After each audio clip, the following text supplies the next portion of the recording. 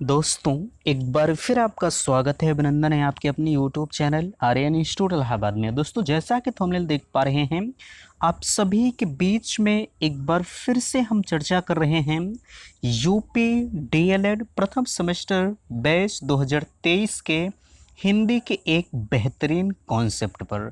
जैसा कि आप सभी को पता है, लगातार अगर देखा जाए आपके बीच में सफल बैच की जो श्रृंखला है वो ऑलरेडी चल रही है डीएलएड प्रथम सेमेस्टर की। सेम उसी चीज़ को लेकर फिर से एक बार हम आपके बीच में उपस्थित हैं।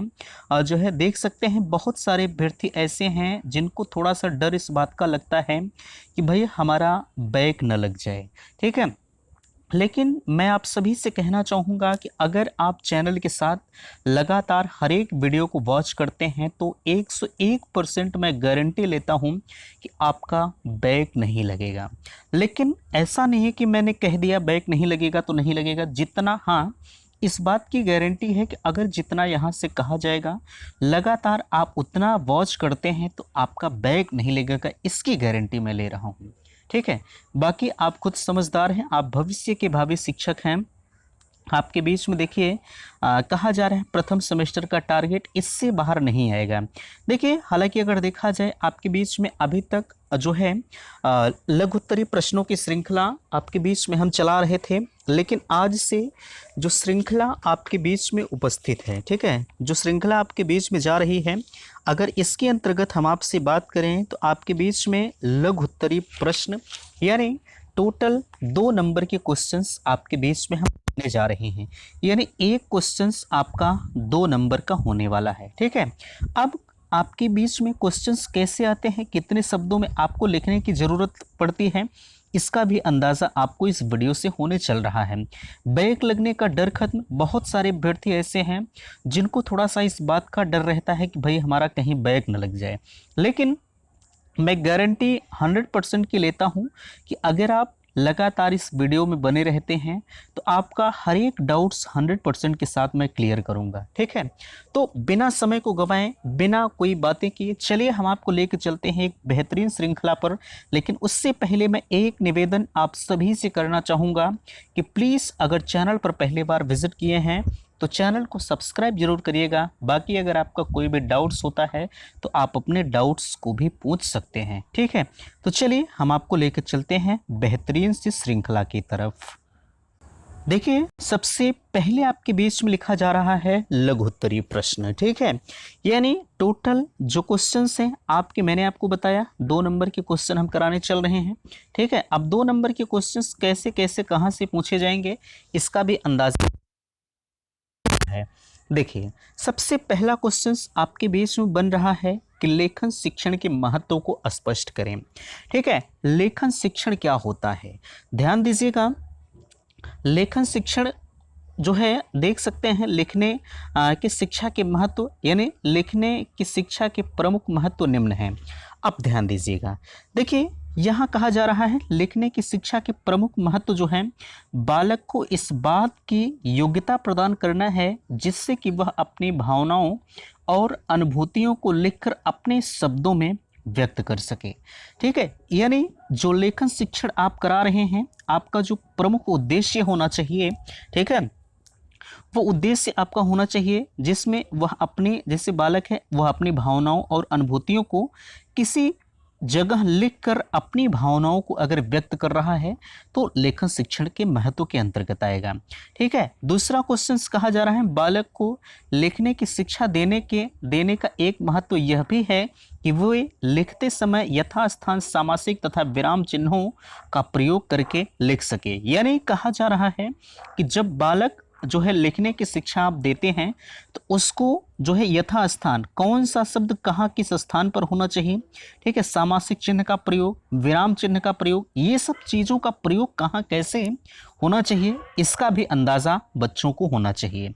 ठीक है, अगला कहा जा रहा है, देख सकते हैं बालकों ने पढ़कर, सुनकर या मौखिक जो है भाषा के माध्यम से जिन शब्दों का ज्ञान अर्जन कर लिया है, जो उनके प्रयोग करने का अवसर प्राप्त होता है, छात्र इन शब्दों का प्रयोग लिखकर कर सकते हैं। ठीक है, इसे भी आपने देखा, बालकों ने जिस ज्ञान को सीखकर प्राप्त किया है, ठीक है, यानी बालकों ने जिस ज्ञान को सीखकर प्राप्त कर लिया है उन्हें लिखकर भाषा का ज्ञान कराकर उस ज्ञान को सुव्यवस्थित तारतम्य रूप से प्रस्तुत करने की शिक्षा प्रदान करना है। ठीक है।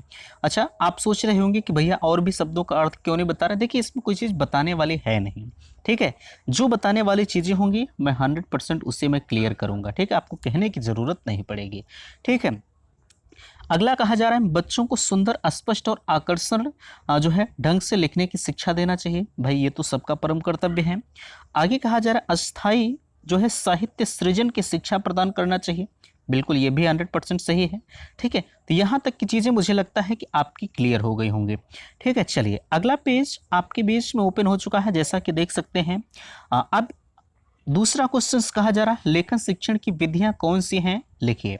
ये 2019 का रिपीटेड क्वेश्चन है, यानी डीएलएड प्रथम सेमेस्टर में 2019 में ये पूछा गया है। ठीक है, देखिए लेक्चर की सबसे बड़ी खास बात ये है कि हमने लगभग जितने भी क्वेश्चंस लिए हैं हर एक क्वेश्चंस जो है कहीं ना कहीं पूछे गए हैं। ठीक है, किसी न किसी सत्र में पूछे गए हैं। बहरहाल इन चीज़ों को छोड़िए, जो आप चल रहे हैं, एक बेहतरीन श्रृंखला चल रही है, उससे आप देखते हुए चलिए। ठीक है, देखिए लेखन शिक्षण की विधियां कौन सी हैं आपको लिखना है। लिखने की शिक्षा के उद्देश्य एवं लेखन शिक्षण विधियां बताइए। ठीक है, ये हालांकि अगर देखा जाए ये दोनों क्वेश्चन हम इसके पहले भी करवा चुके हैं। ठीक है, लेकिन मैंने 2 बार इसलिए लिया है क्योंकि ये दोनों ऊपर के क्वेश्चन, जैसे एक पहला क्वेश्चन, ये दूसरा वाला क्वेश्चन, दोनों क्वेश्चन अपने आप में मोस्ट इंपॉर्टेंट क्वेश्चन है। ठीक है, आप 2 बार वीडियो देख लेंगे तो आपका डाउट्स क्लियर हो जाएगा, है ना। चलिए ये हो गया। देखिए ये दोनों क्वेश्चंस हैं सेम, चाहे आपके बीच में ये क्वेश्चन आ जाए, चाहे आपके बीच में ये क्वेश्चन आ जाए, आंसर सबका एक ही है। ठीक है, देखिए कहा जा रहा है प्रश्न लिखित अभिव्यक्ति के महत्व को भी आपको बताना है। सेम क्वेश्चन वही है। ठीक है, बट पूछने का जो नज़रिया है वो थोड़ा सा बदल दिया गया है ना। चलिए यहाँ अगर इसके अंतर्गत हम कहें तो आप कह सकते हैं पढ़ना सिखाने के साथ साथ जो है पढ़ना सिखाने के साथ साथ लिखकर सीखने के कई लाभ हैं। कहा जा रहा है प्रथम लाभ यह है कि देखना, सुनना तथा करना, ये 3 क्रियाएं लिखने के साथ साथ चलती हैं। यहाँ 3 शब्द आया हुआ है, वो कौन कौन सा शब्द है ध्यान दीजिएगा। कहा जा रहा है अतः लिखना और पढ़ना। देखिए जो है ये 3, देखिए देखना हो गया, ये तीनों चीज़ें हैं। ठीक है, देखना, सुनना तथा करना। भाई जब आप देखेंगे, ठीक है, तो सुनेंगे, और जब सुनेंगे तो कोई चीज़ आप करेंगे, है ना। कहा जाए तीनों क्रियाएं लिखने के साथ साथ चलती हैं, अतः लिखना और पढ़ना एक दूसरे में सहायक होते हैं। ठीक है, आगे कहा जा रहा है द्वितीय लाभ यह है कि लिखने की शारीरिक क्रियाएं पढ़ने को रोचक बना देती हैं। बिल्कुल 100% ये सही है। ठीक है, कि लिखने की जो शारीरिक क्रियाएं हैं वो पढ़ने के लिए बिल्कुल रोचक बना देती हैं। कैसे बनाती हैं अभी हम आपको बता रहे हैं। ठीक है, कहा जा रहा है लिखने की शिक्षा, बालक प्रारंभिक अवस्था में अपना प्रकाशन मौखिक भाषा में ही करता है। भाई एक छोटा सा बालक जब होगा तो जब वो बोलना सीखेगा तो क्या पहले वो कलम पकड़कर बोलेगा, कलम पकड़ लेगा? नहीं, ऐसा नहीं कर पाता। ठीक है, पहले किसी शब्द को वो बोलता है। ठीक है, मौखिक रूप से वो आपने देखा होगा एक छोटा सा बालक पहला शब्द क्या बोलता है, माँ माँ बोलता है। ठीक है, इन सारी चीज़ों को बोलता है। बहरहाल कहा जा रहा है बालक प्रारंभिक अवस्था में अपना प्रकाशन मौखिक भाषा में ही करता है, आगे चलकर वह लिखकर अपने भावों में व्यक्त करता है। भाई जो बालक बोलेगा आपने देखा होगा, बालक कभी इस तरह से रेखा खींचता है, कभी सीधी खींच देता है, कभी ऐसे खींच देता है। ठीक है, ये कभी इस तरह से कर देता है। ये बालक के ऊपर डिपेंड करता है कि वो क्या कैसे कर रहा है। ठीक है, अपने भावों को व्यक्त करता है। बालक को पहले पढ़ना सिखाया जाता है, बाद में बोलना या पहले लिखना सिखाया जाता है। इस संबंध में विद्वानों में मतभेद है। देखिए विद्वानों में मतभेद किस बात का है कि जो है बालक को पहले पढ़ना सिखाया जाए और बाद में बोलना, या पहले जो है लिखना सिखाया जाए। इस चीज़ को लेकर विद्वानों में मतभेद है। मारिया मोंटेसरी जी हैं, इनका कहना है कि बालक को पहले लिखना सिखाया जाना चाहिए, किंतु कुछ विद्वान पढ़ने और लिखने की शिक्षा के साथ साथ चलाने में समर्थन है या समर्थक है। ठीक है, चलिए अगला आ रहा है, देख सकते हैं आपके बीच में लिखित अभिव्यक्ति का महत्व लिखने की शिक्षा के उद्देश्य। ठीक है, अब देखिए शिक्षा के प्रमुख उद्देश्य निम्न है। पहला कहा जा रहा है कि लिखने की शिक्षा के प्रमुख उद्देश्य बालक को इस बात की योग्यता प्रदान करना है कि जिससे कि वह अपनी भावनाओं और अनुभूतियों को लिखकर अपने भावों में व्यक्त कर सके। ठीक है, ये पहला है। दूसरा कहा जा रहा है बालकों को लिखने की शिक्षा देने का यह भी उद्देश्य भी है कि लिखते समय यथास्थान सामासिक तथा विराम चिन्हों का प्रयोग करके सीखें। ठीक है, ये तो हो गया। तीसरा कहा जा रहा है बालकों में या बालकों ने पढ़ सुनकर या मौखिक भाषा के माध्यम से जिन शब्दों का अर्जन कर लिया है उनका प्रयोग करने के लिए अवसर प्रदान या अवसर प्राप्त होता है। अगला उसी में कहा जा रहा है छात्र इन शब्दों का प्रयोग जो है लिख कर सकते हैं। आगे कहा जाए बालकों ने जिस प्रकार को या बालकों ने जिस ज्ञान को प्राप्त कर लिया है उन्हें लिखित भाषा का ज्ञान कराकर उस ज्ञान को सुव्यवस्थित तारतम्य रूप से प्रस्तुत करने की शिक्षा प्रदान करना है। ठीक है, पांचवा कहा जा रहा है बच्चों को सुंदर, स्पष्ट तथा आकर्षण ढंग से लिखने की शिक्षा देना। छठवां कहा जा रहा है स्थायी जो है साहित्य सृजन की शिक्षा प्रदान करना। ठीक है, अब लेखन शिक्षण की कुछ महत्वपूर्ण विधियां आ रही हैं। ठीक है, हालांकि यहाँ तक जो है अभी ये सारी विधियां मैंने आपको एक बार करा दिया है, लेकिन ये दोबारा से वीडियो आपके बीच में इस कारण जा रहा है कि मोस्ट इम्पॉर्टेंट वीडियो है। ठीक है, बहुत इंपॉर्टेंट है। इसमें जितने भी क्वेश्चंस बन रहे हैं सब अपने आप में इम्पॉर्टेंट की ही श्रेणी में आएंगे, है ना। चलिए, ये कहा जा रहा है अगला क्वेश्चन है, देखिए बच्चों को लिखने की शिक्षा प्रदान करने के लिए विद्वानों ने कुछ इस शिक्षण विधियों का उल्लेख किया है जो निम्नलिखित है। कहा जा रहा है रेखाओं द्वारा लिखने की शिक्षा देना, मॉन्टेसरी विधि से लिखने की शिक्षा देना। तीसरा कहा जा रहा है अनुकरण विधि से लिखने की शिक्षा देना। चौथा कहा जा रहा है पेस्टोलॉजी की लिखने की शिक्षा विधि। और पांचवा कहा जा रहा है मनोवैज्ञानिक विधि, है ना। ये 5 विधियां हैं। पांचों विधियों का वर्णन आपके बीच में हम करने चल रहे हैं। आप इन चीज़ों को थोड़ा सा ध्यान दे लीजिए। ठीक है, देखिए पहला है रेखा विधि। रेखा विधि क्या है? प्रायः यह देखा जाता है कि बच्चे जो है कुछ रेखाएं खींचने लगते हैं। उन्हें इस प्रकार की तिरछी, बड़ी, सीधी या बड़ी रेखाओं में एक विशेष आनंद की प्राप्ति होती है। ठीक है, आगे कहा जा रहा है अतएव बच्चों से इस प्रकार की रेखाएं आरंभ में खिंचवानी चाहिए। जब रेखा खींचने में उसके हाथ सधने लगें तो जो है अक्षरों के आकार बनवाने चाहिए। ठीक है, इसे ही रेखाओं द्वारा अक्षर सिखाने की विधि कहते हैं। ठीक है भाई, एक छोटा सा बालक होगा, आपने देखा होगा कभी कभार वो इस तरह की रेखा खींचता है। ठीक है, कभी इस तरह से रेखा खींचे, अभी मैंने आपको इसके पहले बताया। ठीक है, उन्हें ये रेखाएं खींचने में कभी इस तरह से गोला कर देगा, कभी इस तरह से कर देगा। ठीक है, तो ऐसी सी चीज़ें करने में उन्हें थोड़ा सा इंटरेस्ट मिलता है। भाई जब इंटरेस्ट एक छोटे से बच्चों को मिलेगा तभी कोई काम वो आगे करता है, अन्यथा की स्थिति में धनुआ बाण वो रख कर गुस्सा करके चला जाएगा। ठीक है, ये हो गया मॉन्टेसरी विधि। मॉन्टेसरी कहती हैं इस विधि का मतलब होगा कि मॉन्टेसरी पद्धति में छोटे बच्चे को जो है लिखने की शिक्षा देने के लिए 3 विधियों का प्रयोग किया जाता है। अब देखिए, अब इन्होंने 3 विधियों का प्रयोग कर दिया है।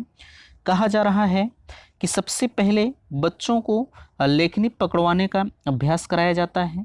यह अभ्यास कार्य कागज अथवा पट्टी पर रेखा गणित की जो है विभिन्न आकृतियां खींचकर उसमें लेखनी के द्वारा स्याही भरवा कर ही किया जाता है। बालकों को अक्षरों का स्वरूप जो है बतलाने के लिए रेगमाल जो है कागज़ का प्रयोग किया जाता है। रेगमाल पर अक्षरों का स्वरूप बना रहता है। आगे कहा जा रहा है कि बच्चे जो है अक्षरों के बने हुए जो है आकार पर उंगली फेरते हैं। धीरे धीरे वह रेगमाल कागज़ पर उंगली फेरते फेरते बालक उस ध्वनि का भी उच्चारण करने लगते हैं। आगे कहा जा रहा है इस क्रिया के द्वारा वे अक्षरों की ध्वनि साम्य में आपसी संबंध स्थापित करते हैं और वो स्वतः लिखना सीख जाते हैं। ठीक है, चलिए अनुकरण विधि देखिए। अनुकरण विधि के अंतर्गत कहा जा रहा है अनुकरण विधि में होता क्या है कि अनुकरण, एक छोटा सा बालक होगा, वो जैसे आपके घर में छोटा सा बालक अगर होगा, आपने देखा होगा कि उसके मम्मी पापा या उसके चाचा जो भी होंगे घर में, घर के जो भी सदस्य होंगे, वो बड़े बुजुर्गों को जैसे देखता है सेम उसी तरह से अनुकरण करता है। ठीक है, तो यहाँ वही कहा जा रहा है कि अनुकरण विधि के जो है द्वारा बच्चों को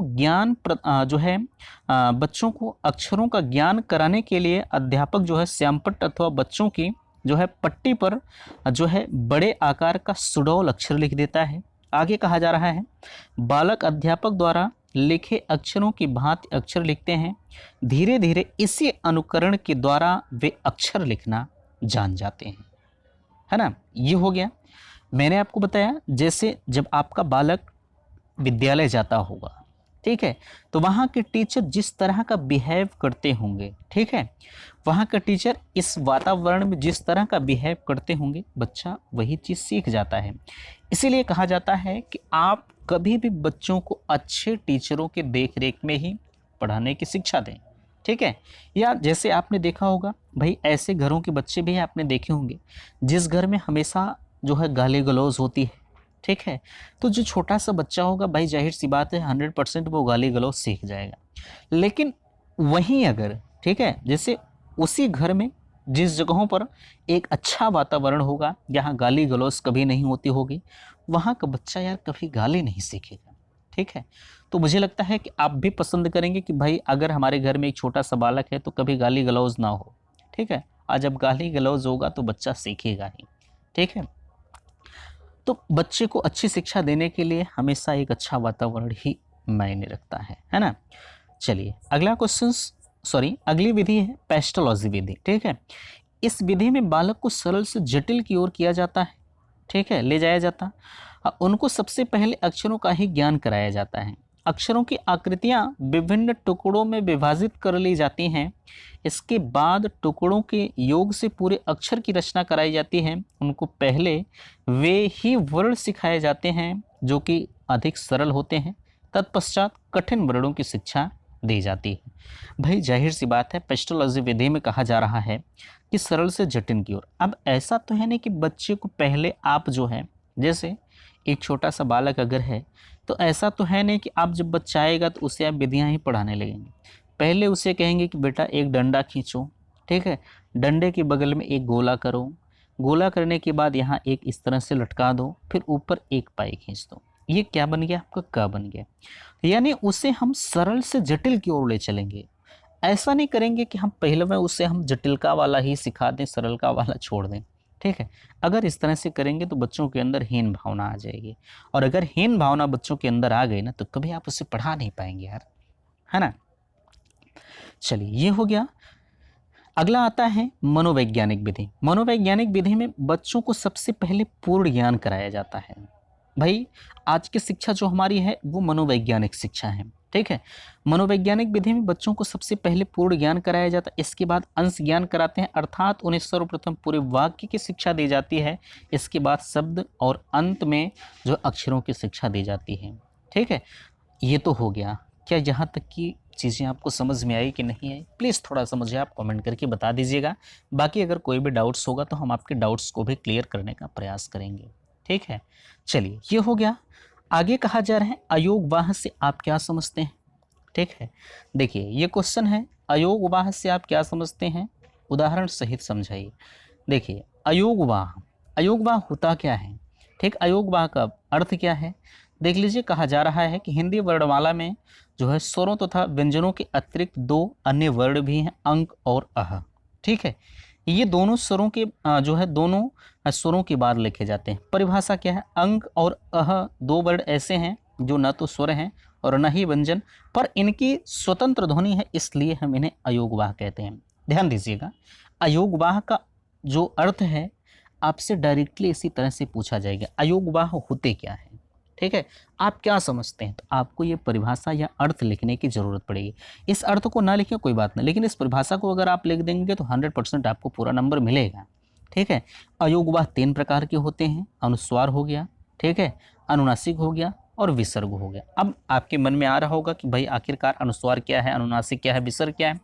चलिए देखिए, मैं निवेदन आप सभी से करूँगा कि प्लीज़ अगर लेक्चर आपको समझ में आ रहा है तो आप मुझे कमेंट करके अवश्य बता दीजिएगा, ठीक है। वैसे मैं अपना 100% आपके बीच में देने का प्रयास कर रहा हूँ। मुझे तो नहीं लगता कि कोई डाउट्स आपका रह जा रहा होगा। बाकी अगर कहीं कोई डाउट्स आपका बच रहा है तो प्लीज़ मैं रिक्वेस्ट आपसे करूँगा कि आप मुझे बताइए, ठीक है। भाई एक चीज़, आप वीडियो को शेयर नहीं करते हैं, आप अपने स्तर से कम वीडियो को शेयर कर दीजिए ताकि और भी लोगों तक वीडियो पहुँच सके और भी लोग इस वीडियो से लाभ ले सकें, ठीक है। चलिए अगला आपका देखिए, यहाँ अनुस्वार विसर्ग इन सारी चीज़ों के बारे में डिस्कस किया गया है, ठीक है। जैसे यहाँ देखिए कहा जा रहा है अयोगवाह के प्रकार कौन से हैं, अनुस्वार है, अनुनासिक है, विसर्ग है, ठीक है। अब यहाँ आप उसे भी देख लीजिए कि आखिरकार अनुस्वार क्या है, जो है अनुनासिक क्या है और विसर्ग क्या है। देखिए कहा जा रहा है अनुस्वार के अंतर्गत कहें तो इसका उच्चारण नासिका में होता है। देखिए ये जो अनुस्वार हैं, विसर्ग हैं और अनुनासिक हैं, इन्हें आप कभी भी आप बोल कर सीखिए। ठीक है, कैसे बोलेंगे? देखिए अभी आप बोलकर जब सीखेंगे तो ये दिमाग में आपके सेट हो जाएगा, ये मुझे पता है। ठीक है, कोई भी डाउट्स आपका नहीं रहेगा। कहा जा रहा है इसका जो उच्चारण नासिका से होता है, स्वरों के समान इसकी मात्रा भी जो है वर्णों पर लगाई जाती है। इसका चिन्ह देख सकते हैं, इसका जो सिंबल है वो कैसा होता है, ये होता है। अब इसको हम बोलेंगे कैसे? जैसे गंगा हो गया, बंदर हो गया, नंगा हो गया, चंगा हो गया, पंगा, ये सब सारी चीज़ें हमारी अनुस्वार के अंतर्गत आती हैं। भाई हमारा नाम भी संजय है, ठीक है, तो हमारे नाम में भी अनुस्वार लगा हुआ है। ठीक है, चलिए ये हो गया। अगला कहा जा रहा है अनुनासिक। ठीक है, अनुनासिक क्या है? जब स्वर केवल मुख से बोले जाते हैं। ठीक है, कहा जा रहा है कि जब स्वर केवल मुख से बोले जाते हैं तो उनका रूप साधारण होता है, परंतु जब स्वर नाक से बोले जाते हैं तो उनके जो ऊपर चंद्र बिंदु लगाई जाती है, ये सिंबल देख लीजिए, ऐसे स्वर नाक से बोले जाने के कारण अनुनासिक स्वर कहलाते हैं या अनुनासिक कहलाते हैं। ठीक है, अब यहाँ जैसे आप चांद कहते हैं, ठीक है, उंगली हो गई, जाएं हो गया, आंधी हो गया, ठीक है, ये सब किसके अंतर्गत आएंगे? ये सब अनुनासिक के अंतर्गत आएंगे। हमारा आता है विसर्ग। ठीक है, इसका उच्चारण आधे ह के भांति होता है, स्वर के समान इसकी मात्रा जो है व्यंजन पर लगाई जाती है, जैसे प्रायः हो गया, अतः हो गया। ठीक है, चलिए यहाँ तक की चीज़ें मुझे लगता है कि आपका डाउट्स क्लियर कर दिया गया है। ठीक है, अब ये जो नीचे चीज़ें आ रही हैं मेरे दोस्त, मैं आप सभी से निवेदन करूँगा कि आप इसको मिस नहीं करेंगे। ठीक है, चूँकि ये पूरे वीडियो का निचोड़ आपके बीच में होने जा रहा है। ठीक है, ये आपको शुरू से अंत तक यूपी टेट से, ठीक है, यूपी टेट से आपके एस टेट तक की चीज़ें ये क्लियर करेगा। ठीक है, यूपी टेट से एस टेट तक की चीज़ें ये क्लियर करेगा। चलिए देखिए क्वेश्चन आप पढ़ लीजिए। क्वेश्चन कहा जा रहा है कि वर्णों का क्रमशः उच्चारण स्थान बताइए। ठीक है, उच्चारण स्थान एवं वर्णों का वर्गीकरण।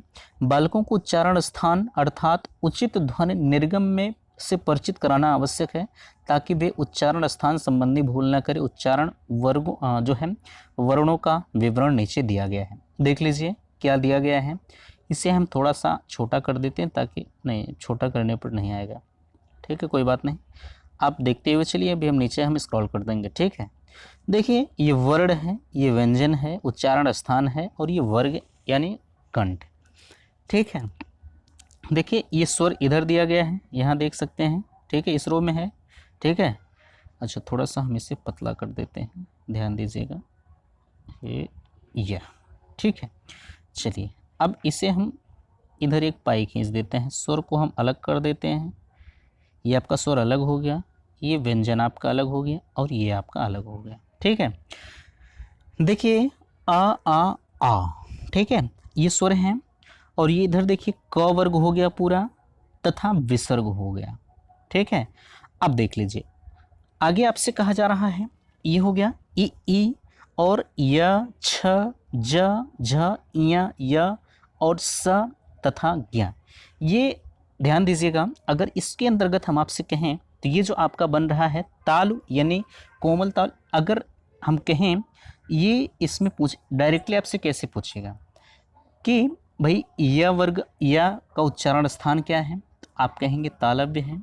च का उच्चारण स्थान क्या है, तो आप कहेंगे छ का उच्चारण स्थान क्या है, तो आप कहेंगे तालव्य है। सबसे ज़्यादा इसमें ट्रेंडिंग क्वेश्चन क्या बनता है, ये वाले स का उच्चारण स्थान क्या है, आप कहेंगे तालव्य है। ठीक है, अब री का ट, ठ, ड, ढ, अड़ तथा री। ठीक है, ये इसे हम मूर्धा कहते हैं, इसे हम कठोर ताल भी कहते हैं, मूर्धन्य है। ठीक है, ये इसमें क्या पूछा जाता है, इसमें ये स पूछा जाता है, मूर्धन्य शकार। ये देखिए तालव्य स, ये मूर्धन्य श है, और इधर देख लीजिए ये मूर्धन्य, ये इसे हम ड और ढ भी मूर्धन्य के अंतर्गत ही आते हैं। ठीक है, त, थ, द, ध, त, थ, द, ध और त्र। देखिए इसमें जो दंत है, हमारी जो जिह्वा है, ठीक है, ये दंत को टच कर रही है, इसलिए हम इन्हें दंत भी कहेंगे। ठीक है, न हो गया, ल हो गया, स हो गया, ज हो गया। वतड़ से इसे हम कहते हैं। जो हमारा जिह्वा है वो हमारे ऊपर वाले दांत की मसूड़ी को टच कर रहा है, ठीक है, इसलिए हम इसे मूर्धन्य सॉरी वतड़ से व्यंजन कहेंगे। और देख लीजिए उ ऊ प फ ब भ म, ये आपकी ओष्ठ है, चूँकि हमारे जो दोनों ओष्ठ हैं वो आपस में टच हो रहे हैं, ठीक है।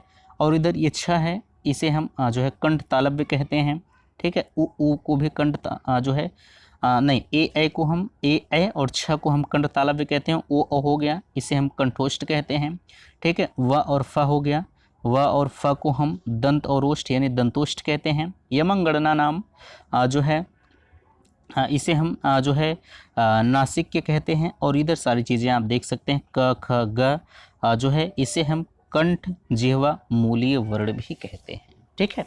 तो ये थोड़ा सा और भी हम आपको दूसरे वाले वीडियो में आपका और भी अच्छे से क्लियर करेंगे। अभी ये थोड़ा सा जो है बताएं आपको, हालांकि इसमें भी आपका डाउट्स क्लियर हो गया होगा, बट थोड़ा बहुत अगर रहा होगा तो बिल्कुल आप परेशान ना होइए, पूरी परिभाषा सहित हम आपको बता देंगे, आपका डाउट्स क्लियर हो जाएगा, ठीक है। तो आशा करते हैं दी गई जानकारी से आप संतुष्ट हैं। प्लीज़ वीडियो पसंद आया होगा तो आप अपना फीडबैक मुझे अवश्य दीजिएगा। बाकी अगर कहीं कोई डाउट्स बचा है तो आप अपने डाउट्स को क्लियर करने के लिए चैनल को सब्सक्राइब कर लीजिए, ठीक है। और आपका फीडबैक मुझे नहीं मिलता, प्लीज़ आप सभी अपना फीडबैक मुझे दें कि हाँ, यहाँ से दी गई चीज़ें आपको समझ में आ रही हैं कि नहीं आ रही हैं, ठीक है। तो मिलते हैं आपसे नेक्स्ट अगले वीडियो में, तब तक के लिए थैंक्स, धन्यवाद।